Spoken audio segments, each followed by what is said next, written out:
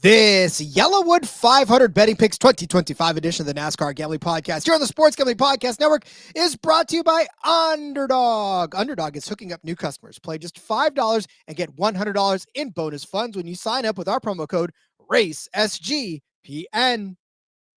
Driver, start your engine!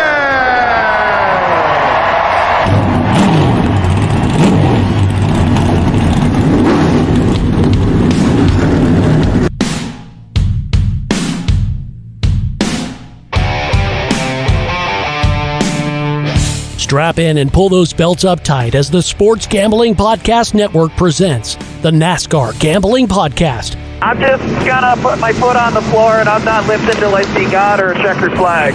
My man. With all the news and the best bets for your NASCAR weekend. We want to thank you tonight for these mighty machines that you brought before us.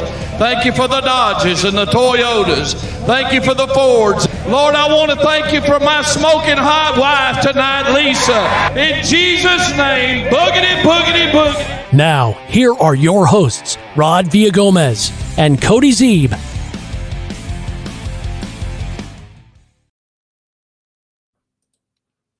Welcome in to another episode of the NASCAR Gambling Podcast here on the Sports Gambling Podcast Network. He's Cody Zeeb. I'm Rod V. We have left the world of mile and a halves, and we are now entering into the super speedway portion of the NASCAR playoffs, Cody. And there's a lot of drivers excited. There's a lot of drivers that are scared out of their minds. Yeah, I think all but one of them are scared out of their minds coming into Talladega this weekend.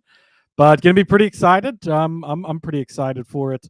But first, Rod, I think we need to go back. I think we need to go back to last week at Las Vegas, and not a conversation that anybody ever wants to have. But I feel like I need to step in here and remind you why we don't do certain things around here, Rod. And one of those things would be betting on one Captain Shook.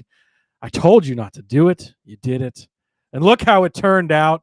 Wasn't even close to winning all day. Well, okay, maybe not, but in the end, he remains shook, and that's the point, Rod. So let's step back for a second, and I stayed out of the Discord conversation for the most part because JDK and Rowdy and they had that thing all covered, and I didn't need to step in anymore. But if second place is shook, if leading the most laps on the day is shook, I mean, listen, look, stop. I gave you your 5 seconds. Give me mine. Here's the thing.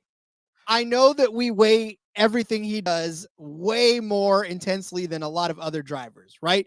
But the problem is he's still the best driver out there. And unfortunately, he didn't win this one, but he led all of the freaking laps in the world out there. And if it wasn't for that last caution, we would have been singing a different song because he was checked out. There was no way anyone was going to catch him. He was going to win that race. That last caution. And look, Blaney got NASCAR'd. So did Larson in a different way. But he got that last caution, essentially cost him the win. If we're going to make excuses, well, if it wasn't for Indianapolis in May, he probably would have won 5 races since then. But, things happen, and that is the point. It's not that's why he can be the guy that shook, because he is the best driver in the entire world. There's a clip of me and Kramer having that argument on the main show like 3 years ago that still pops up, and the comments are not nice to me. Apparently F1 fans disagree, but I think that Kyle Larson is the best race car driver in the world, but he's shook. He can't get it done. And I will say this was the performance where it was like, okay, and we've said it the whole time, it's going to end eventually, but the point remains, you can't bet on the guy because he's unreliable. He still had a chance to win the thing after he couldn't pass Chase Briscoe on 2 tires with 4 tires. I mean, and you only got him at 5. That's the thing. You only got him at 5-1. It's just there's no value there. But hey, whatever. It's I'm just saying. Shook status will remain until further notice, Rod. Indeed, which is why he's on neither one of our cards today. But yeah, again, Oh, it's he's just, on the card, Rod. Don't worry. oh, he's not on my card. Oh, he's on my So card. actually, yeah, I guess he's on your card this week.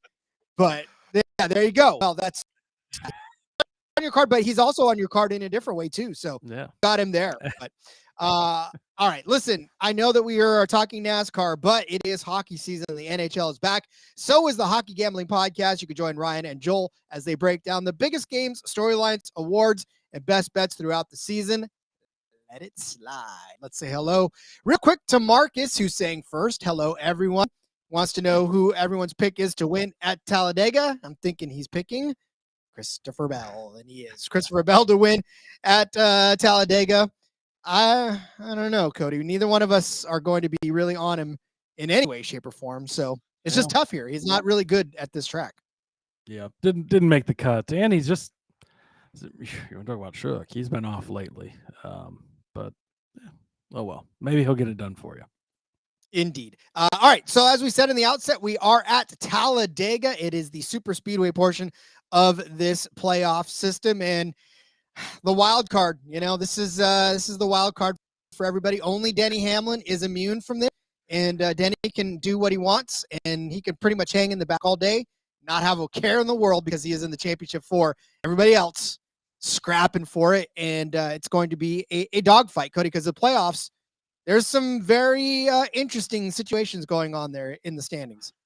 Yeah, I mean, just some crazy swings this past weekend at Las Vegas. Obviously, you know, Denny kind of comes in late and wins that race when it didn't look like he was going to. So, you know, that locks him in. He doesn't have to worry about these next two races. Having that taken off your plate is huge. Obviously, we saw the preparation starting, you know, 2 weeks in advance. He's got 2 weeks lead time on everybody else getting ready for Phoenix. They still have to worry about Talladega. They still have to worry about Martinsville. He doesn't. He's got that opportunity to start preparing. He's clearly in a different mindset right now, and it's a killer mindset. And if I'm the competition, I would be very scared of Denny Hamlin at Phoenix right now because he's got a different mindset than he has in the past, and he's been the guy that's choked it away every which way you can imagine. But this might just be his season. We will see in a couple of weeks. But Kyle Larson comes into Talladega. So obviously Talladega this week going to be huge, right? I think we're going to see very intense racing at the end of these stages because if you can get out of here with any points in your pocket, you want to go get them when you have the chance because we know the big one's going to happen. Maybe 2 big ones. Maybe it's 3 big ones. Occasionally there's no big ones, but that doesn't happen very often. It's going to be chaos.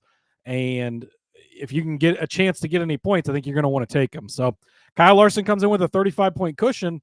If we were going anywhere else on the schedule, you'd feel really great about his chances to get to Phoenix. But coming into Talladega, now granted his last 2 races here, he's finished very well. But for anybody in the field, doesn't matter who it is, coming into Talladega, you're never safe with anything. So 35-point cushion for him, 20 points for Christopher Bell, 15 points for Chase Briscoe. William Byron minus 15. Obviously, that was looking much, much different until the closing stages there at Las Vegas. That flipped completely around when he got involved in that incident with Ty Dillon. Chase Elliott is 23 points to the bad. Joey Logano's 24 points. And Ryan Blaney, of course, the expert Suck said earlier, got NASCAR'd. Thinking they blew the tire to cause him to hit the wall like that, but minus 31 points. Now, I will say I don't think anybody's in a must-win situation yet. There could be enough chaos this weekend where you could easily flip that. And you just have to think about, you know, if Ryan Blaney goes out and wins both stages in this race, he's a very good plate racer, very good at Talladega. I think he's won twice here in the fall. Now he's only 11 points away from the cutoff. That's not very much with 2 races, you know, between Martinsville and the rest of the Talladega race. So don't hit the panic button for anybody yet, but this is an uncomfortable race for all 7 of these guys. Even a Kyle Larson at 20 or at 35 points to the good, even a Christopher Bell at 20 points to the good. A win, obviously, by any of the guys below that shrinks that number. Yeah, these guys are all feeling very uncomfortable in their seats going into Talladega. Well, and they're already uncomfortable because they're at Talladega, let alone the stakes that are there for them at Talladega as well. Yeah, unfortunately, Ryan Blaney going out after 70 laps. But I will say that Ryan Blaney actually finished 133 laps of that race, which was one of the bets that we had from the card last week. So that was pretty fun to see. I told you, I mean, this race, as chaotic as it gets, it's usually chaos late. And that was really what was going on. Everybody ran the first two stages pretty cleanly, and then all hell broke loose in 233 and beyond. Yeah, absolutely. You nailed that one. We had a really good weekend. I had some Fade Byron stuff in there, which wasn't looking good, but it ended up turning out good. And I faded him a couple other ways on Sundays. So I was really sweating those tickets. Luckily, that kind of worked out for me, but had Hamlin to win the race, which was great.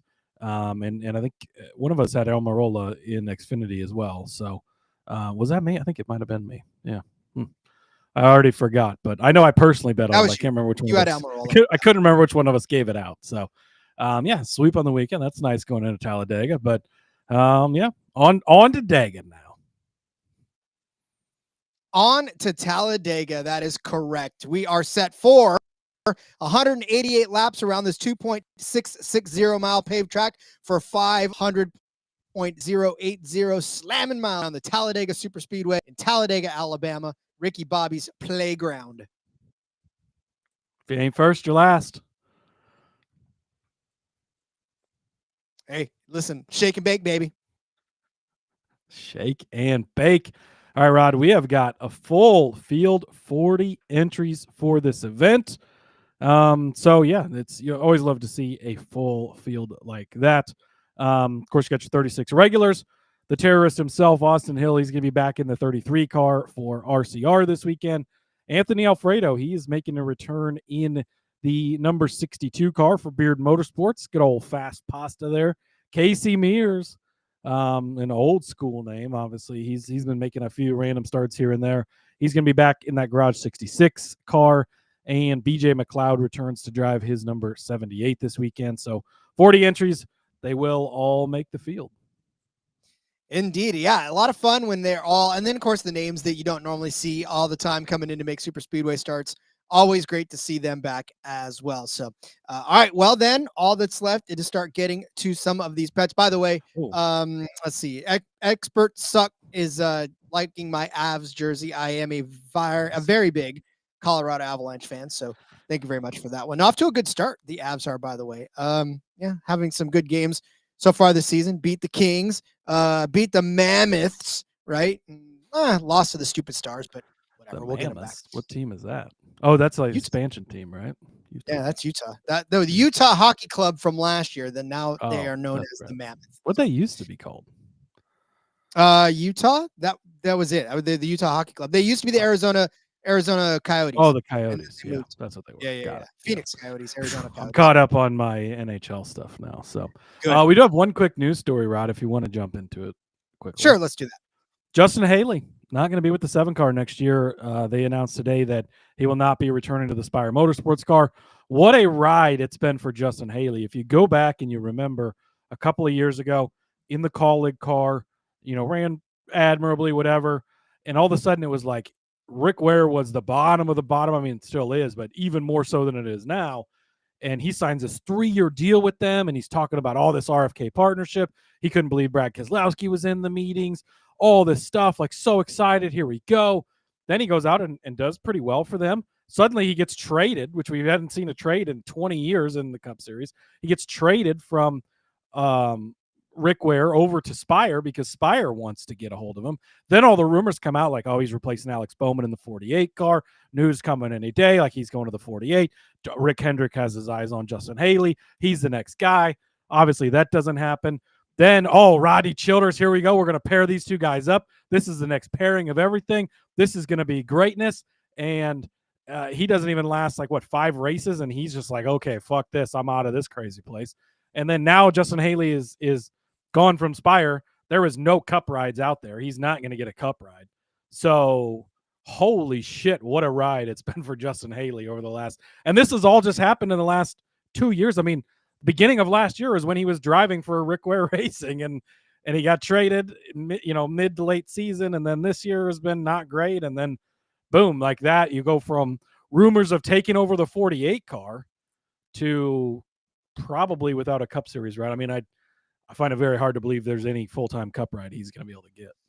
Yeah, and then you look at the Xfinity rides, and there's maybe a couple that could open up, and truck-wise too. It feels like there's just not a whole lot of openings that are there. I mean, granted, The still trucks, season there's a ending lot. stuff. You got all the fucking Colleague is fielding 5 Dodge trucks, so That's true. there's a lot of truck rides, and I don't think we know any of those drivers yet. So we'll see. But there is some lower series stuff out there. But I would assume that Daniel Suarez will be taking over this 7 ride. Obviously there's like the Corey Himes of the world out there, but TRD's got so much money in him. I don't know that they're going to let him go. They might be forced to put him in a cup ride over letting him go, but I would assume this is a business decision by the 7 team and Spire, and I would imagine that we will see Daniel Suarez get that ride. Well, when you got McDonald and Hocevar as your other 2 drivers, I think you do need to sort of have that third driver that is more reliable. And unfortunately, that hasn't been Haley lately. And hopefully he does land on his feet, because he's definitely a good, upstanding driver. Just needs, I think, another couple of seasons just to get seasoned even more. But all right, let's get to Talladega. But first, I want to tell you about my friends over at MyBookie. We're brought to you by MyBookie.ag. MyBookie is your place to bet on football and everything else. Their prop builder is obviously second to none if you've used it before. Their motto is bet on anything, anywhere, anytime. Easy deposit, lightning fast payout using cryptocurrency. You want to know how, anytime, anywhere, anything? How about floorball? That's right. November 5th is the floorball game, or floorball match rather, between the Okrastara Bolslav. We said this before the show, and definitely botched it on that one. Taking on the Buchis. All right, that's what the matchup is. So go find it over on MyBookie. The Okrastara Bolslav taking on Buchis, and it looks like the Bolslav are 1.5 point underdogs at -104. Take that if you want, because that's always fun to just cheer on sports that you've never heard anything about. So you're first hearing it here. Floorball on MyBookie. Go bet that and tons of other great stuff. Head to mybookie.ag, promo code SGPN for a 100% bet back bonus up to $500 for new customers. So, hey, you sign up now, you make that bet, you lose, you get that back. So, mybookie.ag, promo code SGPN. Let's tell you about our friends over at Novig. We're also brought to you by Novig. Novig is America's #1 sports prediction market. Novig, you're getting the best prices. Novig is available in 35 or more states, so go download that Novig app and get $50 when you spend $5 if you use our promo code SGPN. Get in on the action with Novig, promo code SGPN. So I do a lot of funerals, right, as part of my job. And when I listen to some people talk about their loved ones and their absolute love of sports, they're like, he really loved the Giants, or, he really loved the Niners, or, he really loved this Pittsburgh team, whatever. I imagine that in the future, my kids are going to go, my dad loved floorball. My dad loved crazy net stuff. We don't know what he loved. He just loved sports. And I'm going to be like, yep. Any and all sports. It doesn't even matter. Yeah. So absolutely love it. Right. TK saying, what is this? Mexico 7-0. Yeah. Daniel Suarez. I think the McDonald's fries are for you, Colin McDonald. Did I say McDonald? Old McDonald's fries? My bad. Yes. Anyway. All right. Well then, Cody, I think we're time for some Talladega bets. Some YellaWood 500. I always love saying the name of this one. Yeah, absolutely. I'm ready to get into it. Ash checking in, by the way. Says, evening, lads. Glad I checked the Discord and popped in. Ford over Chevy for him. Briscoe plus 130. He was talking about liking plus matchups. Plus money matchups at super speedways is always a good way to go. Joey's a deserved favorite, but super speedway racing, exactly. Great point there. So Ash checking in. Good to see Ash as always. Lynn wants to pray to baby Jesus. Old Talladega Nights. That's right. Yes. What do you say, Rod? Should we pray to baby Jesus now? But why do we have to pray to the baby? He's grown up, right? Like, he's not a baby anymore. I like to think of him as a baby because it's all about how you remember him. And the baby form is a good one. I got to watch the movie this weekend. That's all I got to do too. Yes, that's like a must. I need to pop that in too, because Talladega Nights always delivers. It's just hilarious. Like, I find myself just like laughing so hard every time, even though I've seen the movie 100 times, and it's like, you know what's coming, you know the whole thing, but it's still just fucking hilarious every single time. Every time. All right. Our betting card, not hilarious, because it'll win you money. Hopefully not hilarious anyways. We'll see. Reminder, hey, super speedways, betting, not for everybody. I know some people take the week off. Go have fun. You just go into this expecting to lose all this, smaller than normal. This week is all about the sweats. That's what makes it fun. It's going to be sweaty. It's going to be fun, and I'm pretty excited for it. So with that being said, I'm going to jump on a poll bet to open things up. I'm going to take Noah Gragson 40-1. You can find him over on Caesars to be the fastest qualifier to win the poll. And main reason I'm looking at this, Zane Smith won the poll here in the spring in a front row motorsports car. Michael McDowell won the poll here last fall in a front row motorsports car. And Todd Gilliland was third place last spring as well. So, or last fall. So for whatever reason, and you can go back and look at other, Daytona, they've qualified well and stuff too, but front row has really brought it. His teammates, Zane Smith and Todd Gilliland, are both plus 850, but he's 40-1. Now, he's not qualified as well in general, but it's also his first season with the team. They've figured some stuff out over there. So if they put the magic setup in him at 40-1, take a flyer and open the week with the Noah Gragson poll for the speed we've seen out of front row, and for as low as his teammates are priced, they've got something figured out over there. And it's been Zane, it's been McDowell. Todd's qualified well, even though he hasn't got a pole.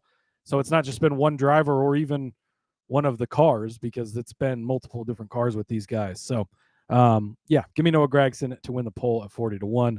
That's the appetizer for you, Rod. Now, time to get into the main course. And, it wouldn't be a Super Speedway show if we didn't talk about one Captain Shook himself. That's right. Sure, he's been Captain Shook since Indianapolis 500 and that whole debacle this year. But he's been Captain Shook at Super Speedways for years. For us, Rod, for years we've been fading him at Super Speedways. In a general sense, it's really long-term. This is a great long-term investment. It's made us a ton of money. Lately, not quite as much. But Expert Suck was saying earlier, their head-to-head parlay is William Byron over Kyle Larson. Well, that is my one head-to-head I'm giving out today.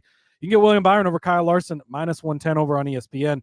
A bit of a interesting thing kind of looking back through it. So my favorite statistic about Kyle Larson, and of course it's been updated a couple of times here lately, more so than I like. But he is 4 for 53 in his career on super speedways in the Cup Series, finishing inside of the top 5. 53 starts. And again, I don't hate Kyle Larson. If you've listened lately, it might seem that way. But I think he's the greatest race car driver alive right now, currently racing. Give me him over Verstappen. He gets in everything all the time. Great Cup Series driver, but he's been shook. That's been well documented, obviously. But he's 4 for 53, finishing inside of the top 5 on super speedways.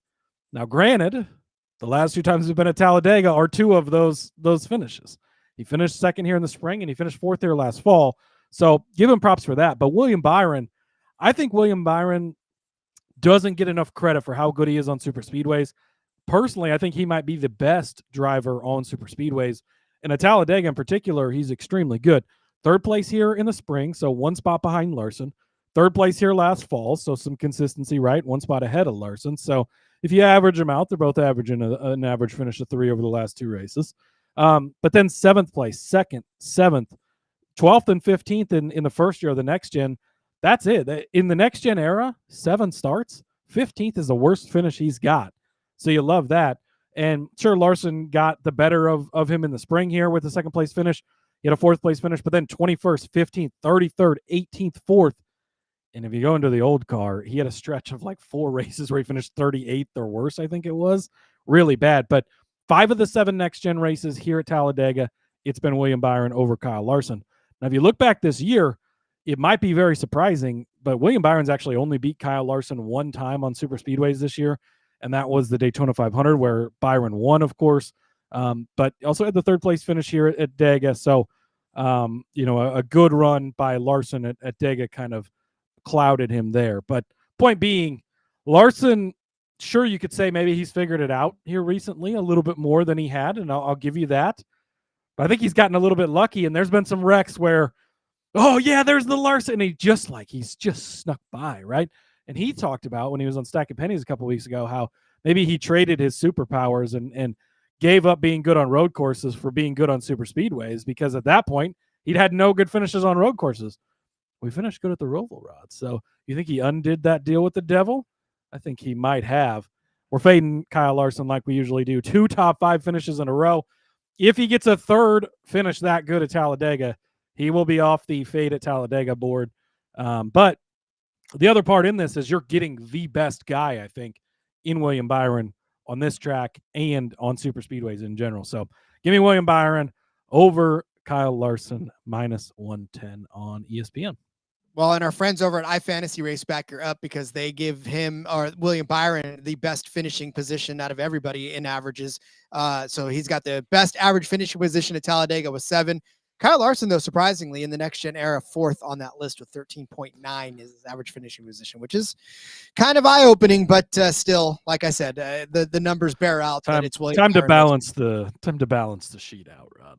Put the scales in the right direction. But all right, I have got my head-to-head matchup that I'm going to roll with for this race, and I'm going to take both of those guys' teams and Alex Bowman over Bubba Wallace -110 over on ESPN. Quite simply, we do think of Bubba Wallace when we think of Talladega because, for whatever reason, the last couple of seasons, he's been solid, right? 2 top 10 finishes for him in the last 2 races here. 8th place in the spring, and then that 9th place in the fall to end it out. But before that, I mean, Talladega, I don't know what it is, but we say, oh, yeah, Bubba Wallace, this like phenomenal super speedway racer when we think about it sometimes, but not really as good as we remember. 19.6 is his average finish overall. Finishes of 36th, 23rd, 28th, 16th, and 17th. Lands him 23rd overall in average finishing on this track, as per our friends over at iFantasy Race. Alex Bowman, on the other hand, 3rd place overall in average finishing. It goes William Byron, Chase Elliott, Alex Bowman, Kyle Larson. What is that? That's all Hendrick Motorsports dominating the top 4 positions. Now, granted, Alex Bowman is 1 race down in that fall race of 2022 that he missed because of injury, but he's got 3 top 10 finishes in the next-gen starts that he's got, and 3 outside of the top 10. But 13th place finish in the spring of 2023, followed it up with the 28th place finish in the fall. Cody, words are starting to get hard for me right now. Maybe I'm starting to super speedway race my way through this. And then in the fall of 2020, 5th place finish as well, but 7th place in the spring of this year, 5th place in the spring of 2024, and 9th in the spring of 2022. He can get it done. Not that bad of a super speedway racer himself this season for him, by 6th place in Daytona to open up the season. Bad day in Atlanta. Again, we count Atlanta in that super speedway mix because it is basically a super speedway package. But like I said, 7th place in this race, or on this track rather, in the fall. And then you go down to the next one at Daytona, crashed out of that one, but started in the outside pole. So there was some speed in that car at the time. So again, 3rd place in the fall race in Atlanta, or the summer race in Atlanta. So a couple of solid top 10 and top 5 finishes for that matter in the 48 car this season on super speedways. Bubba Wallace, on the other hand, crashed out of Daytona earlier in the season. He did follow it up with a 9th place in Atlanta, but that's really where Wallace is better. He's better at Atlanta than anywhere else. Talladega was 8th place finish for Bubba Wallace, but again, that was one where Alex Bowman actually got him instead. So as good a finish as that was, Bowman was a little bit better. And then you go to Atlanta in the summertime. Bubba Wallace finished in 22nd place in that race, and then 37th. He crashed out at Daytona. And recently for Bubba Wallace, ever since being bounced now from the playoffs, and really even to kind of close out his playoff run, was not that impressive. He crashed out of Bristol, finished 34th, 26th in New Hampshire. He did have a 5th place at Kansas, but 15th at the Roval, 22nd last week at Las Vegas after he was running pretty well.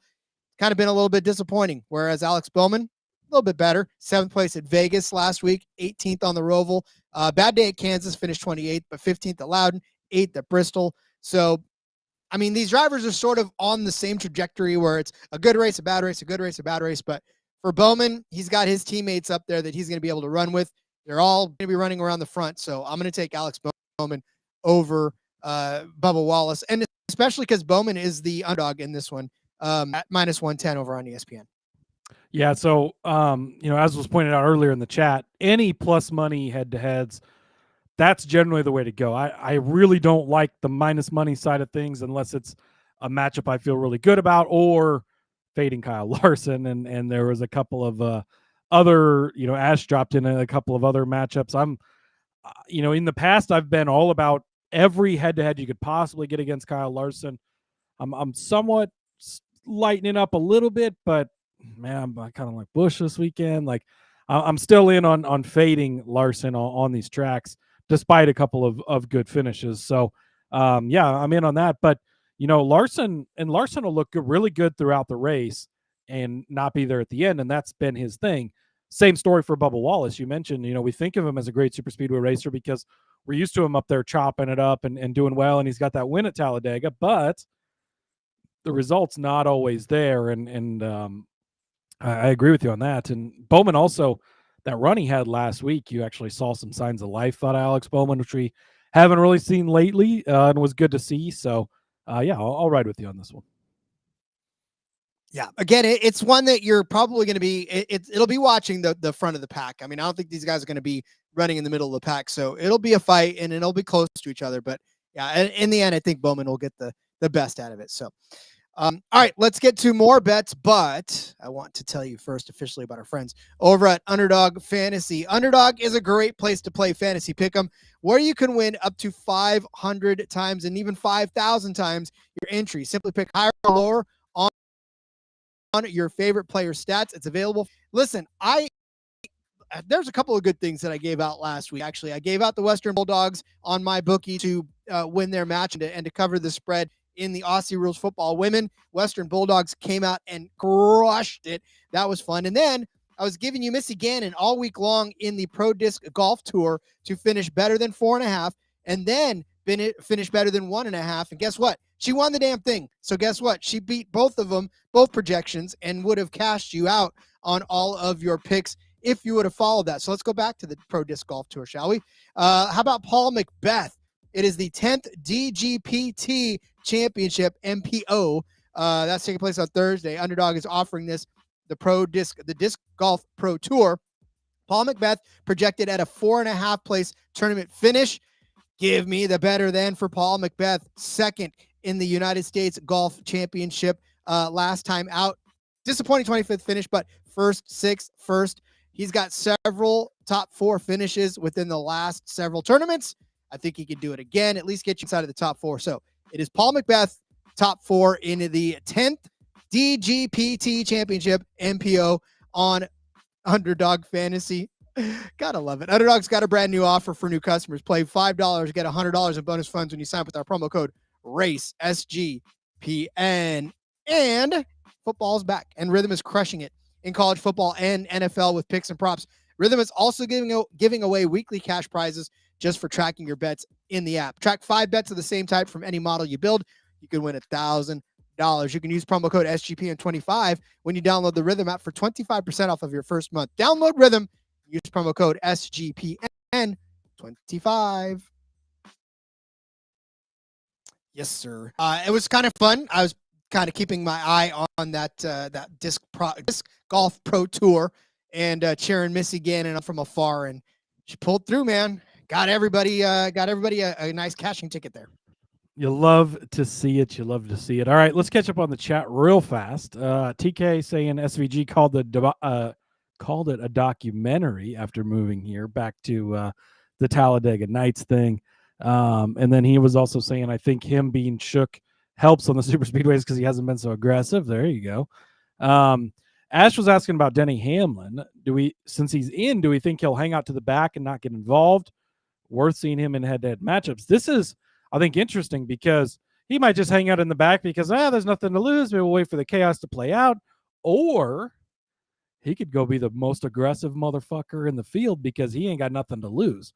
So whichever way he does go with that, it could go either way. So I don't have a strong lean on like fading him or riding him, or you could see either side of things because he could hang out in the back and hope everybody wrecks out and he's got a chance late, or he could just be balls to the wall. And then, as TK pointed out too, he'll be trying to help Toyota. That's, I would imagine that they will go to him and ask him to help push Briscoe, ask him to help push Bell. Obviously they're trying to get those guys to win to advance to the next round. If he's around the cars he owns, I'm sure he would help them out as well. In a Bubba Wallace case or in a Tyler Reddick case. So, Hamlin's very interesting case.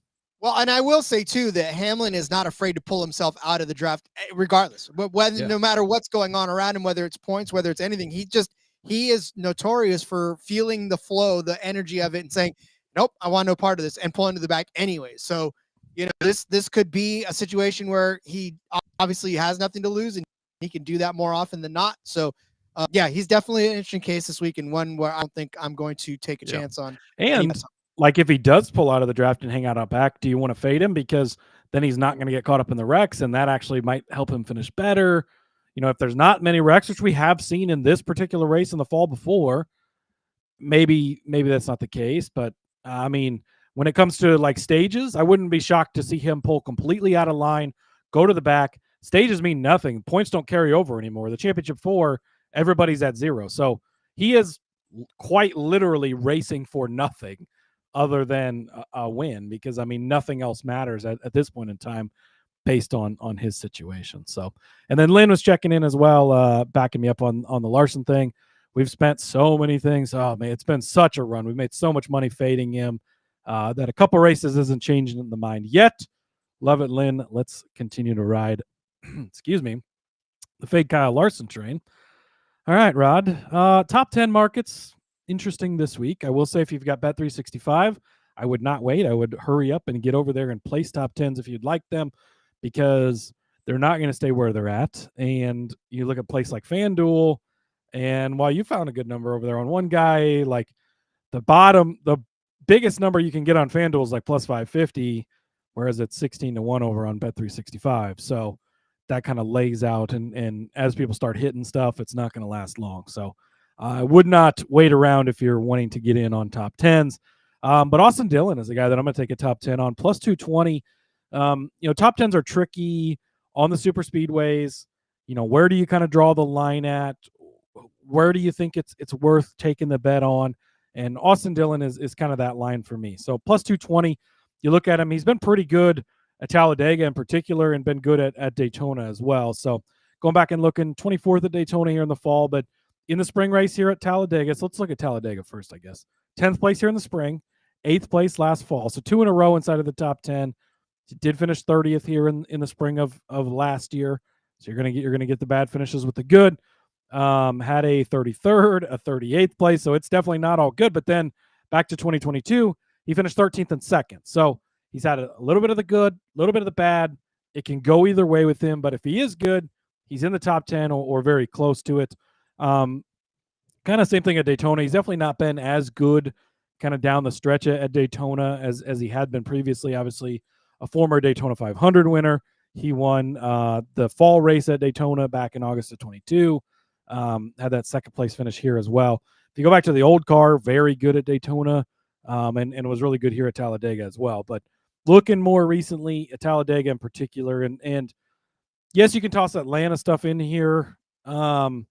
But I do think Atlanta translates the least to Talladega. And we've started to see Atlanta still a drafting track, and still, it's weird because I think you can look at Talladega and Daytona when you look at Atlanta, but it's harder to look at Atlanta when you're looking at Talladega or Daytona, if that makes sense, kind of based on where things are at. But Austin Dillon, a guy who's been up top and up in the front at the end of these races quite a few times at plus 220. I think you're getting a good enough number there on him. Then, Rod, you think Fast Pasta is going to be in a race and we're not going to take him? You would be incorrect. Of course, we're betting on Fast Pasta. Give me Anthony Alfredo. Top 10 at 10-1. Chaos factor, right? That's what you're looking for with a bet like this. You want him to be able to come out and do what he did here in the spring of 2024, where he finished in 6th place. That's what he's capable of doing in this 62 car, nonetheless. So you love to see that. 28th here in the spring, 24th last fall, not great runs. We had less chaos in those two races. I will say Dig has been less chaotic lately for whatever reason, but don't lean into that, because the second you do, that's when the chaos flips on, right? But in 2021, back in the old car, he doesn't have a ton of starts. Obviously, he's kind of just in here and there, but a 10th place finish here in the front row car back in 21, a 12th place finish here back in the spring of 21 as well at Talladega. So he's had some really good runs at this track in the 38 car, in the old car, and in the 62 car here in the new car. And he's a guy that we always target when the Xfinity Series goes to Superspeedways. Maybe we'll be talking about him later on this week when we talk about the trucks and Xfinity Series. But yeah, I love Anthony Alfredo, and I think 10-1 is a great number, especially when some books like FanDuel are only giving you plus 550 all the way at the top. And not everybody's going to get this option. I know it sucks. That's just kind of how it is. But if you've got Bet365, go take that. And then another one, BJ McLeod, 16-1. Again, you're just kind of shooting for the stars here. BJ runs a lot of these super speedways. He doesn't often finish in the top 10. I will say that. It's very sporadic. The last top 10 he had on a super speedway was Daytona 2022 in the August race there. Prior to that, it was Daytona 2021. So I'm not pounding the table for him, but I think you're getting a long number when we know chaos can happen, crazy stuff can happen. Finished 16th at Atlanta back in the summer race there. And then just kind of going back and looking, 22nd at Atlanta in the spring, 22nd here last year. But 22nd to 10th is one more wreck, right? It just doesn't take much. And being in the right place at the right time, a guy like BJ can get it done. He's a smart race car driver. He's going to go out and mind his P's and Q's. Probably not going to see him mixing it up with the leaders a bunch early. He kind of just hangs out back. Maybe him and Denny team up and just ride around behind the field and wait for shit to happen in front of him. But BJ at 16-1, I think, is a good number for him, for a guy that's just good at making it to the end of these races. He'll give you a shot, give you a little bit of a sweat. So Austin Dillon plus 220, Fast Pasta Anthony Alfredo 10-1, BJ McLeod 16-1.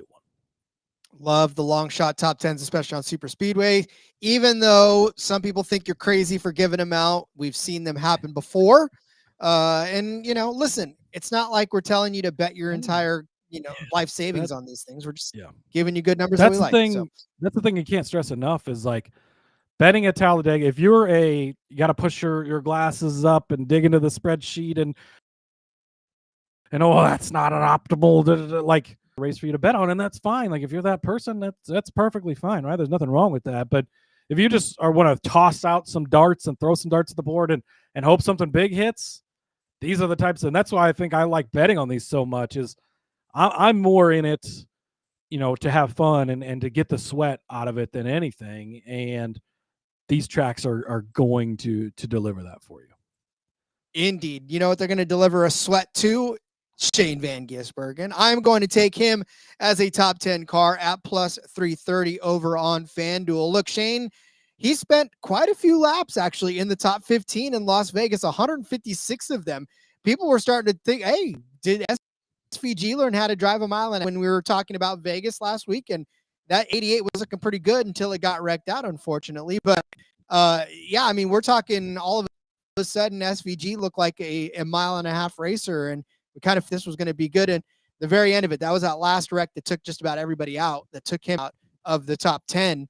But look, not to say that SVG's automatically become a top 10 driver everywhere, but at a super speedway, if we're taking shots on a lot of these other long shot guys, I don't think SVG is that terrible of a guy to actually take a shot on. Now, if you far this season, you would say this is only not a good bet. That's fine. You can say that. But I think, like we said, all of the stuff that's wrong and all deep out, all it takes is for one person to go to the track, take out the first 15 cars, geez, sitting in 20th, and all of a sudden he's a top. I'm just not asking for that. I just want to be a top 10 car at plus 330. So SVG, like I said, had a very good car, a very fast car last week, and actually took care of it until the end, and was running some good laps. Now, Daytona this year, 33rd. Atlanta, he followed it up with a 23rd, unfortunately. Talladega earlier this year, a 29th. But we've seen the maturation process of SVG, and I know that he keeps winning on these road courses, which is why he continues to be in the conversation. But, 10th place at Kansas, the Roval. I mean, look, are we saying that he's the best driver in the world? No, but we're saying that he's learning, especially given the fact that he's going to be in a camp with the Chevys, right? And he can draft off of them. Oh, maybe he's studied Talladega Nights enough to learn how Ricky Bobby got around this, or maybe even Gerard got around this, and he can study it and put it in the Sims and try to get himself a good top 10 finish. But if he just stays clean, he's a competent race car driver, and he can do good things if he just figures it out. And, we're running out. This is it. This is the last super speedway race. So if he wants to have a good super speedway run, this is his last opportunity. And at plus 330, I feel like it's a really good opportunity because, like Cody said, most of these top 10 numbers are so nuked that it's hard to pick actual value for somebody that is going to finish in the top 10. And then because that person at a minus 200 is a lock, all of a sudden gets doored or gets pushed in the right rear, and then all of a sudden goes around. Yeah, it's tough. Yeah, I completely agree with you. I actually love this bet, and if you didn't have it in your doc, I was going to give it out. So I'll fully endorse you on this. SVG's proven. We've seen it week after week. Like last week, he was running really good. He got caught up in that Ty Gibbs wreck there, one of those late restarts, and it kind of ruined his day. But he was running top 10 again, all day, which is, man, watch out next year if he's going to start running like this. It's kind of crazy, but yeah, he's been very good on the super speedways. He's definitely learned it, and that's the thing is, yes, he's a rookie, but he's an experienced race car driver.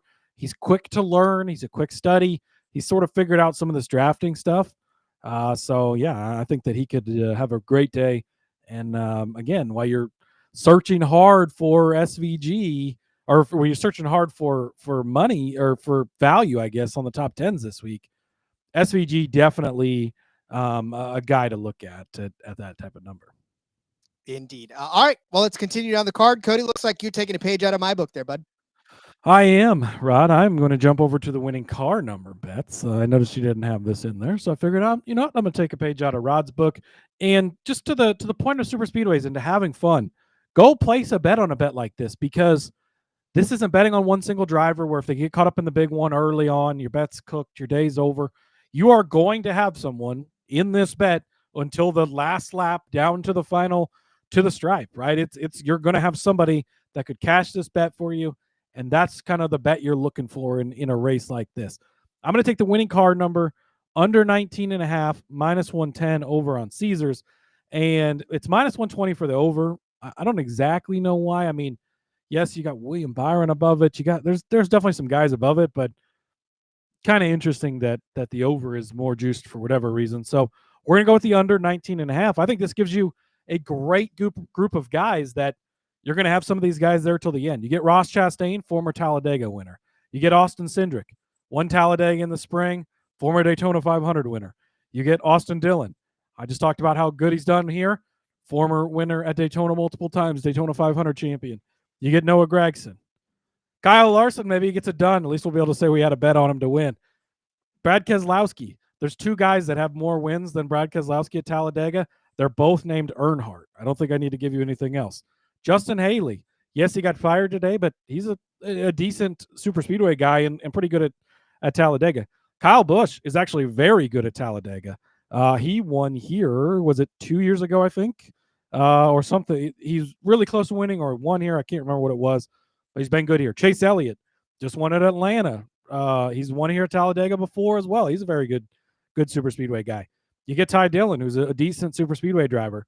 You get Denny Hamlin, 3-time Daytona 500 champion. You get Ryan Blaney, who's won twice here in the fall, one of the best. If you're making a Mount Rushmore of current super speedway guys, Ryan Blaney's on that list. You get AJ Allmendinger, not been as good at Dega as Daytona, but he's been a good super speedway guy. He's won here in the Xfinity Series. You get Chris Buescher. He's won on super speedways multiple times. You get Chase Briscoe in there. That's a lot of guys. You're getting all of these guys under that number. And when you look over the number, sure, there's some guys that could scare you. Joey Logano, William Byron. Outside of that, like Erik Jones, a guy I'm going to talk about in a little bit. Yes. Stenhouse has won here before. Bowman's in there. Gibbs has been good here before. SVG, Suarez, there's just a lot of guys you're getting under 19.5. And yes, there's guys that could definitely win over that number. And I'm going to give some of them out in my outrights, but I think you're getting a hell of a deal here. This is one of these bets. It'll keep you in until the very end, gives you the action, gives you the sweat. You're going to be watching the guys under 19.5 in the top row, battling the guys over 19.5 in the bottom row, rooting for one of them. That's what makes it fun. Let's have fun betting on NASCAR. Give me the winning car number under 19.5 at -110. If I were to pick one, this would be the one that I pick. I do agree with you on that, especially because there are so many people under that number. And then I was also going to take like the band that contained my outright as well on that one. But you already had this one, so I picked a different one. But yeah, I do like this one as well. Speaking of that, and speaking of the number under 19.5, I got a couple of top 5 numbers for drivers under the 19.5 number. I'm going to start with Brad Keselowski, top 5 plus 220 over on FanDuel. Brad Keselowski is one of those sneaky guys that will get things done. His average finish here on this track, not particularly impressive. He is 17th overall with a 17.7 average finish in the next gen era. However, he have 3 top 5 finishes in his last races on this track, going back to the spring of 2023, where he finished in place, followed by a 32nd place finish in the fall of 2023, then second place finish in 2024 in the spring, and a second place finish in the fall of 2024. Now, he had a 36th place finish earlier in the year, but we were also talking about the fact that the beginning of the year for Keselowski was not as good as his RFK counterparts, so sort of made you wonder, what's going on with Brad Keselowski. But I think this is an opportunity for him to run well again. We know that both of his teammates can run well on this track, and what you need on this track is teammates, and you need manufacturers that can get it done here. Obviously, he can get it done here. He did finish 10th in the Las Vegas race last week, which means there's a little speed in that number 6 car. It's not the blazing fast that we've come to know from Brad Keselowski, but Bristol, 8th at Kiss, 3 top 10 finishes in the last 5 races. So he's trending, or last 5 races for him. So he's trending in the right direction. Of his super finish, not really all that impressive. 26th at Daytona, 39th in Atlanta. But again, we're talking about the slow start to the season for Keselowski. So for me, if he's his top 10 number just didn't really do it for me. But when you look at the fact that he's got 3 top 5 finishes within the last 3 top 5s in the top 5 in the last 5. Try saying that 3 times fast. I don't know why I'm tripping over.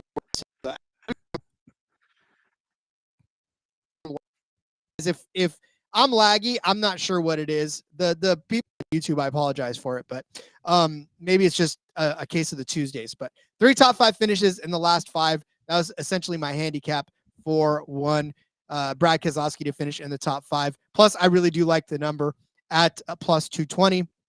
Austin Cindric is my next top 5 finisher, plus 155 over on the FanDuel as well for his. Austin Cindric, crazily enough, is in the top 10 overall as terms of average finishes here at Talladega. He won in the spring earlier this season, which is why he was on his playoff run. So obviously there was some speed in there, but he does have a top 5 finish in the fall of 2023.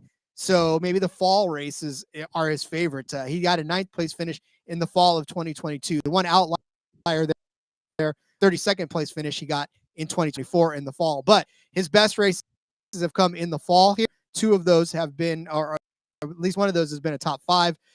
And for Austin Cindric, we know his Penske teammates are going to be fast. We know that Ryan Blaney's going to be fast. We know that Joey Logano's going to be fast. And I just have a feeling that he's going to benefit from that.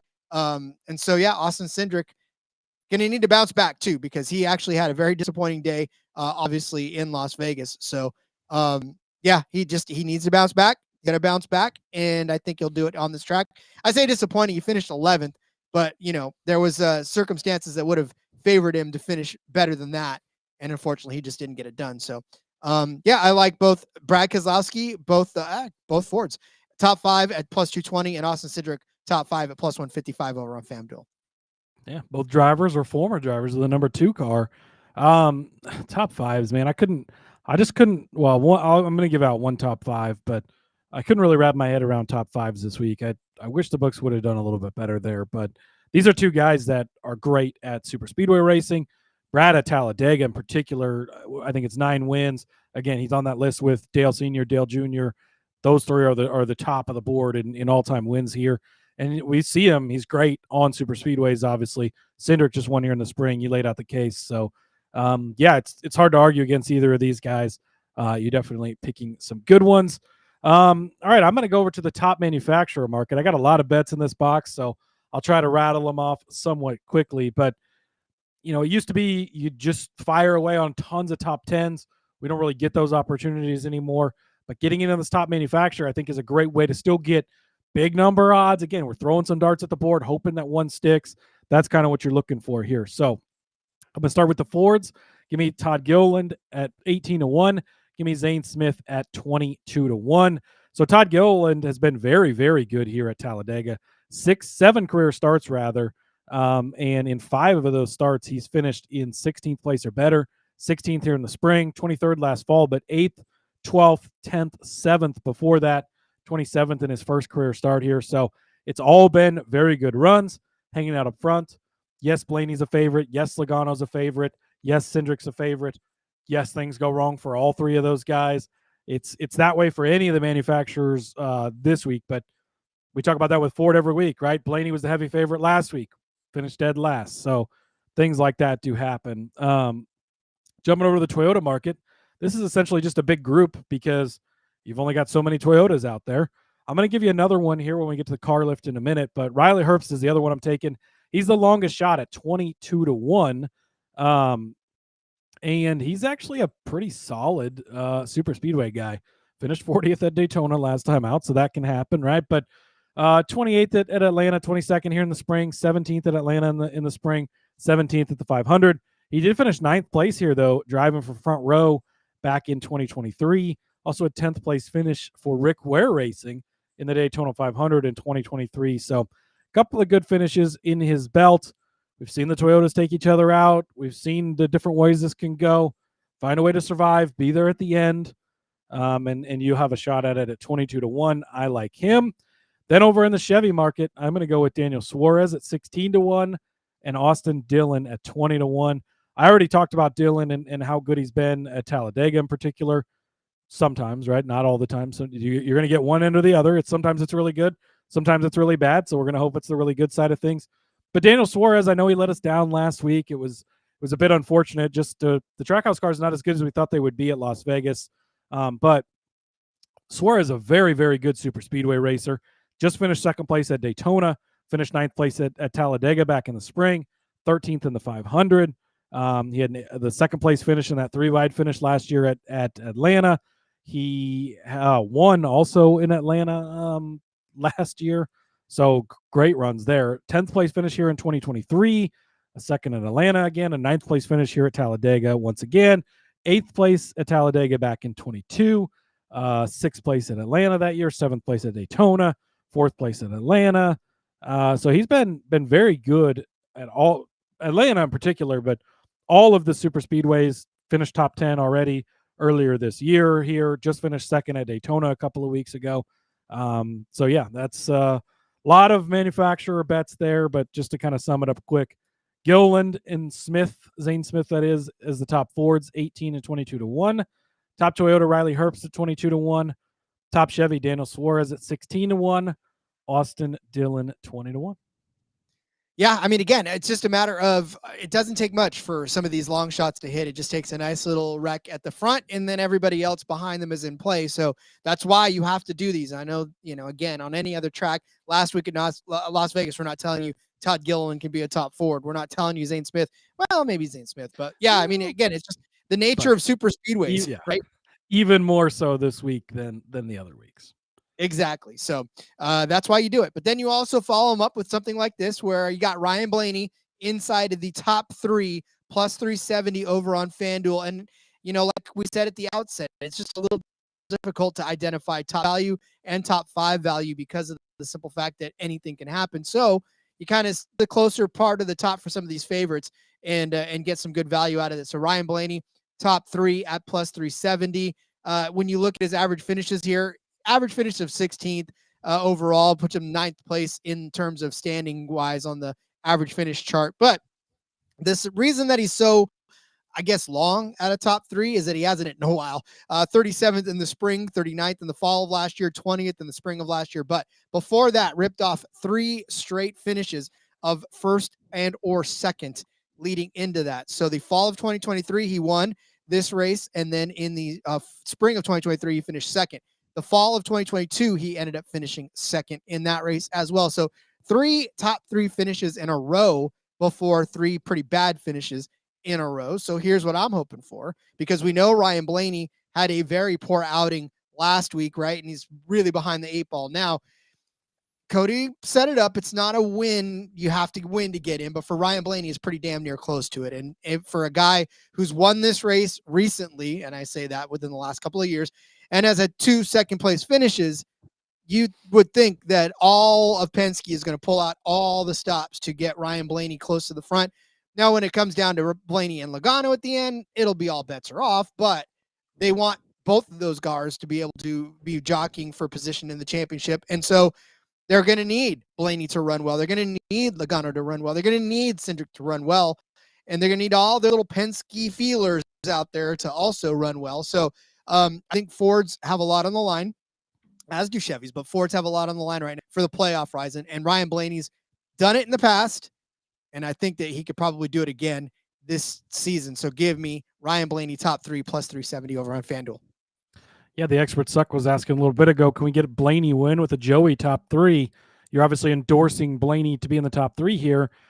Those guys, I would expect the 3, it's funny. The 2 teams I think that work the best on super speedways together are both Ford teams. I would expect those 3 Penske Fords to be locked together through most of the race. I would expect those 3 RFK Fords to be locked together through most of the race. Those are the 2 teams that seem to work the best. You're going to have manufacturers helping manufacturers, teammates helping teammates all throughout the field, but those guys in particular are very good at it. So if you think a guy like a Blaney can finish 3rd, likely Joey Logano is going to be there with him. Not always the case. Sometimes one gets caught up in a wreck or whatever, but and then I know that Ash was helping you find that number at 45-1 over on Bovada. So yeah, it's definitely, and we talk about that a lot in the DFS side of things, like building lineups where you're pairing up Fords together or teammates together or Chevys together or Toyotas together, because you're going to see a lot of that. And likely if one's there, good chance the other one is too. And if they're not there, then they're probably both not there. So not always the case, but it happens quite a bit for sure. It sure does. All right. Well, Cody, there was one, when I started the doc, I gave it, I didn't have anything in the doc. I looked it and opened it up. Was it yesterday? And the only thing in there was this. You sent it, and I was busy doing something. I saw it pop up on my phone. I clicked it, I opened it, and I wrote this in there really fast, closed it out. I figured I'd come back, do the rest of my bets later.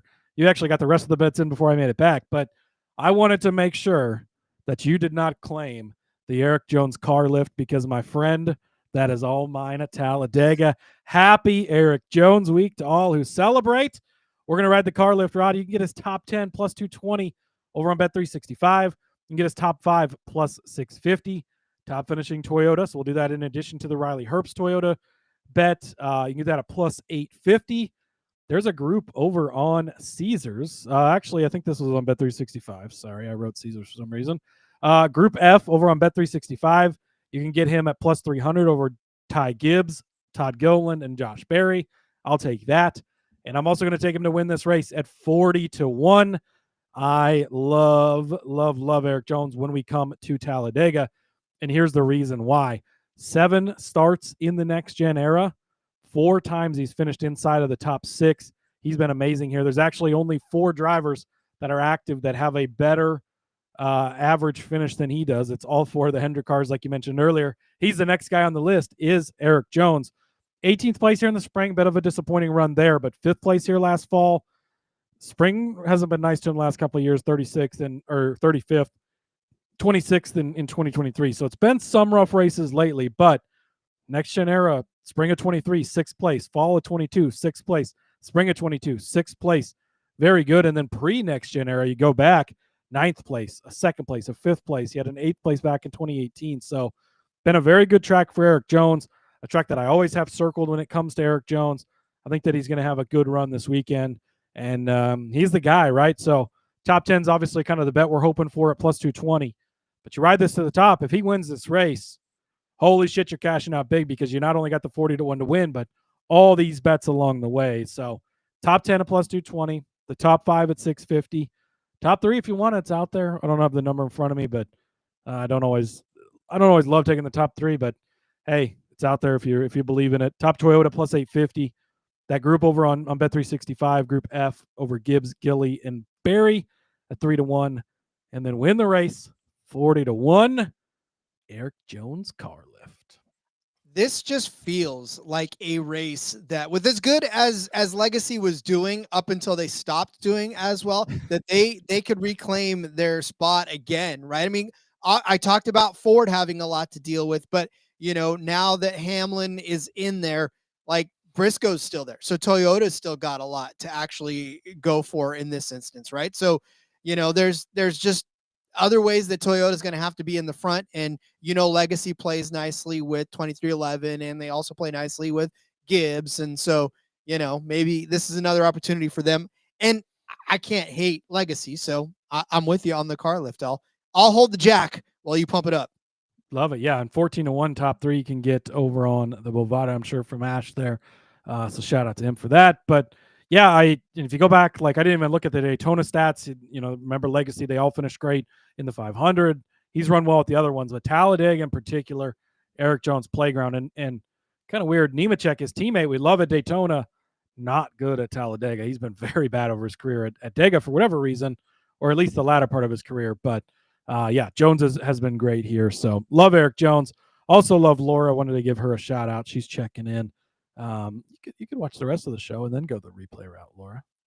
But she doesn't want to spoil it, right? The spoiler alert. It's one of those shows you don't have to listen to the whole thing in order. Well, most of the time, I don't think. I'm just going to cut that part out. It's one of those shows you have to listen to the whole thing. Full stop. Right there.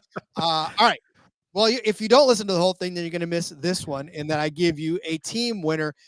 We just talked about the fact that Hendrick is the top 4 in average finishing on the chart there. And, their number, it's interesting. But for whatever reason, my eye was drawn to Penske, in that you think and look back to the last 4 winners on this track, right? It was Ryan Blaney, Tyler Reddick, Ricky Stenhouse, Austin Cindric. The last time that a Hendrick Motorsports driver won this race was Chase Elliott in 2022 in the fall. And even then, you got to go all the way back to 2019 in the spring for Chase Elliott to have won that race. And that was it. Since then, it's been Blaney, Hamlin, Keselowski in that Ford, and then Wallace, Chastain, Elliott, Busch, Blaney, Reddick, Stenhouse, and Cindric. So it's been a smattering, but the last couple of seasons have seen Penske win the race a couple of times over. So I'm going to really just play the odds here, because as much as everybody knows Hendrick finishes well, not translating into too many wins. And I'm not necessarily wanting to take Gibbs as a winner, because again, look at the last time a Gibbs car has won this race. Like it's been, let me see, I'm trying to look.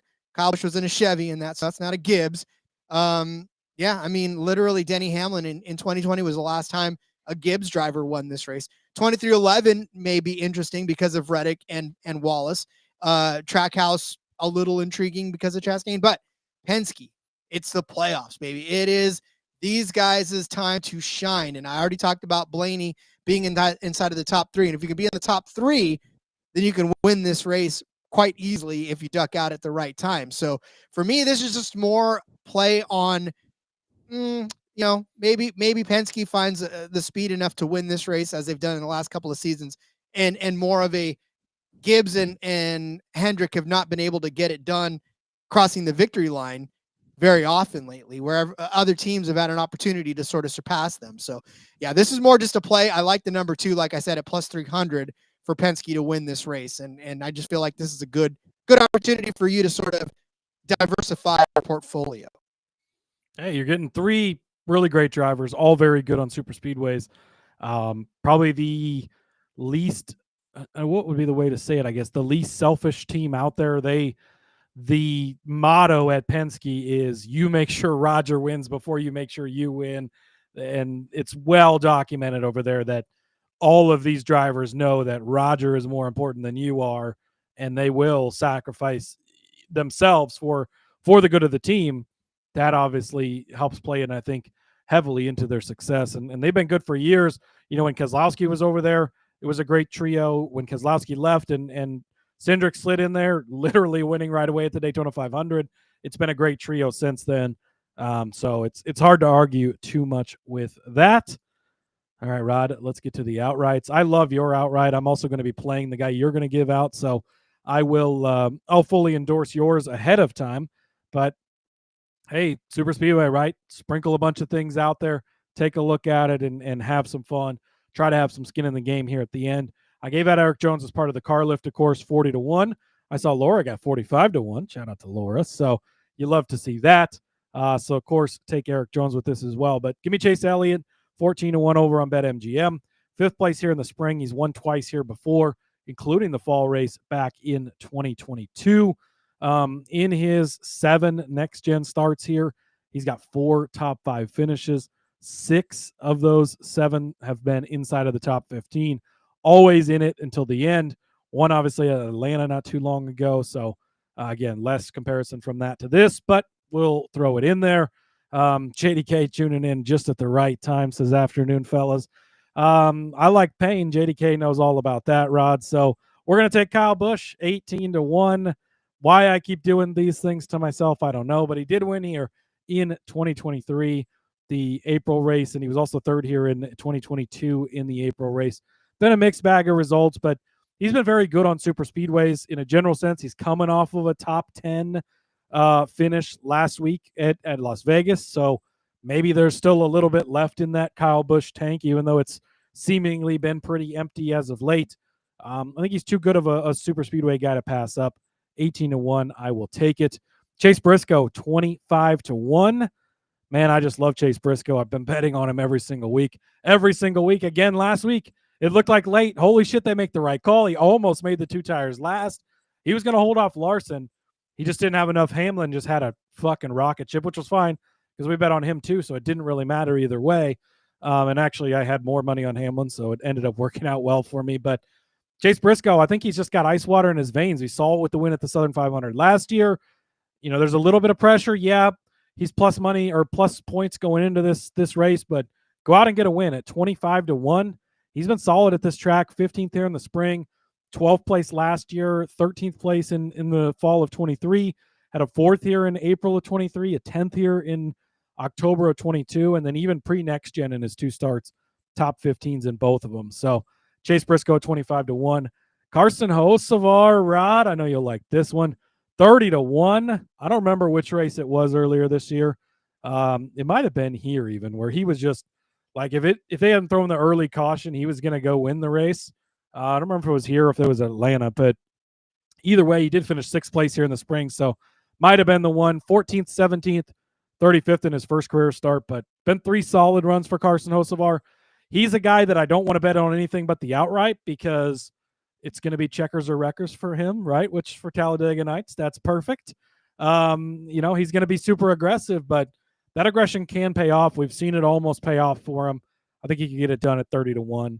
And then Zane Smith at 50-1. He's going to be my kind of final long shot to wrap it up. Talked about him a couple of times throughout the show earlier on. Been a solid race car driver. He's won at a track like this before in the Truck Series.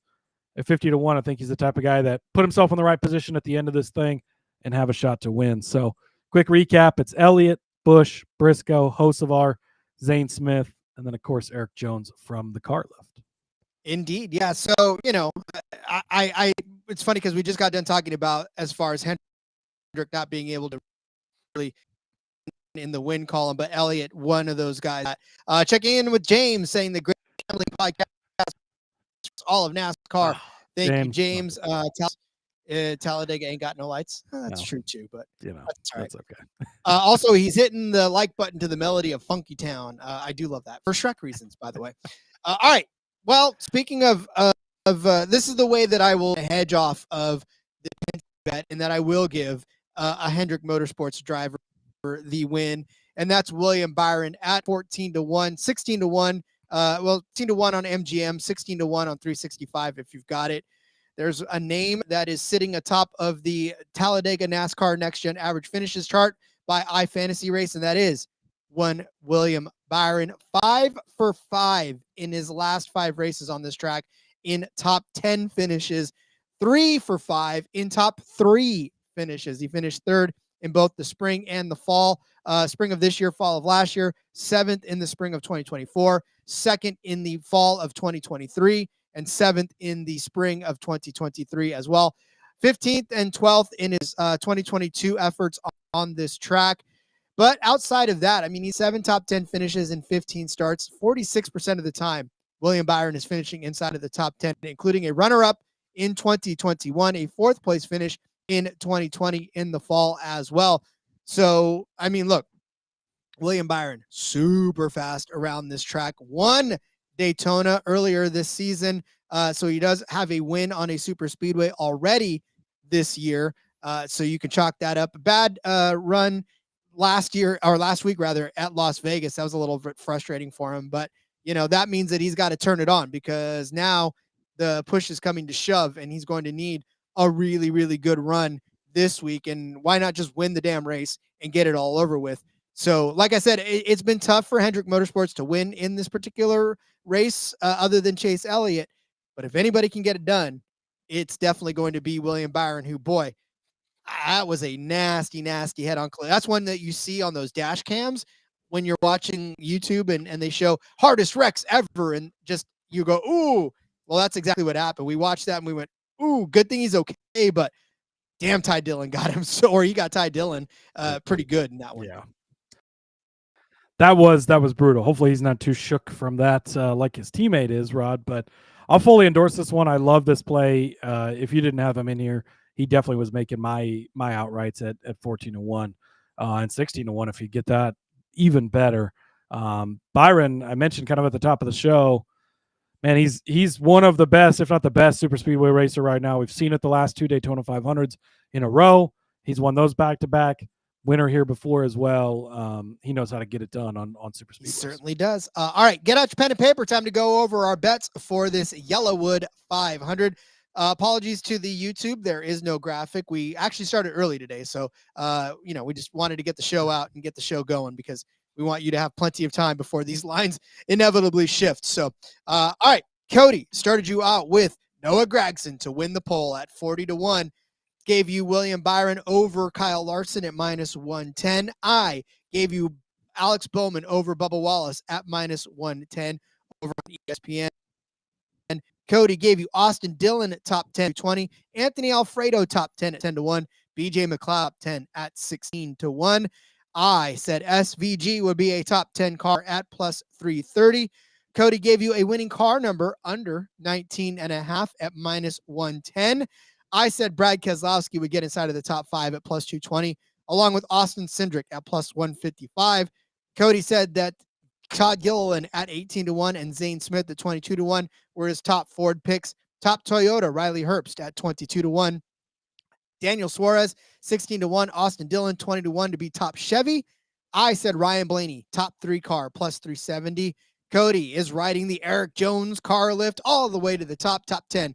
+220, top 5, +650, top Toyota, +850 to win Group F over on Caesars at 3-1, and to win the race at 40-1. I said Penske would be the winning team at 3-1.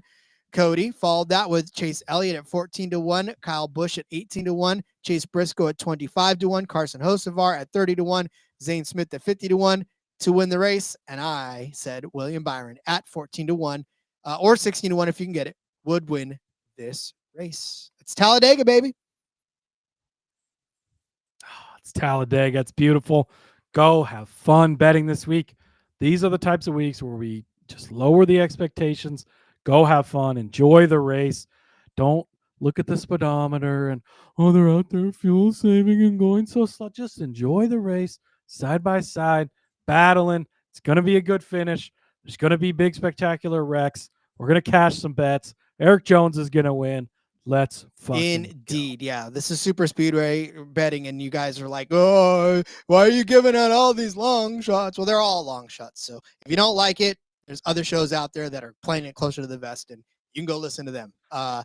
We love everybody that sticks around. Actually, we love you for sticking around, by the way. Those of you who stick around for us, coming up to the end of the year, so doing some analytics cleaning and some folks of, just trying to gather up the end of the year report for the bosses. And I love that you guys stick around for the show. I love that you guys watch and listen as much as you do, because those things go a long way in keeping the show going. And you guys, man, this audience is phenomenal. You don't think about it when you're going through the grind of everything until you start compiling all of the numbers at the end of the year. And you're like, wow, you guys really are an amazing audience. So thank you for being that and hanging with us throughout the end of the show, first and foremost, but through the whole season. So we love you very much. Couldn't have said it better myself, Rod, so I won't even try, but I echo everything you said. Beautiful stuff. All right, well then, Cody, let everybody get out there and move these lines, because they're going to right now. So let's send everybody off to do that. Let everyone know where they can find you outside of this. Yeah, absolutely. Follow me over on the X at @Husker_Zeeb. You can find all my stuff over there. Always having a good time. Lots and lots of fun articles. Lots and lots of fun bets. And just enjoying end of the racing season here. It's been a lot of fun. But hey, my Huskers are ranked. My Patriots are atop the AFC East. What a beautiful time to be alive, Rod. You gotta love it. We'll see you guys tomorrow. We'll see what odds look like. But we got DFS show this week. We got Xfinity and Trucks, both at Talladega as well. Oh, what a fucking weekend to bet. Oh, it's gonna be so much fun. We'll see you guys later. Indeed. Follow me on Twitter at RJ Villagomez. You can find all of my rantings and ravings on there as well. Don't do like Cody. Don't turn on the notifications. Nobody needs to know exactly when I tweet something. Oh, it's fun. Really, I love it. Sometimes I'll just sit there and watch as Rod's live tweeting a game and it just pops up tweet after tweet. It's amazing. I do have some fun sometimes, but definitely a lot of fun, and keep up with all my stuff as well. Make sure you're checking out the back road this week. Seth and Elliot hanging for you with Dega. But all right, we'll see you guys tomorrow with what I'm out with, whether it's DFS, whether it's Trucks and Xfinity. Hopefully we can keep the schedule, but if not, we have you covered. So, all right, we'll see you guys tomorrow. And until then, let's go racing and let it ride.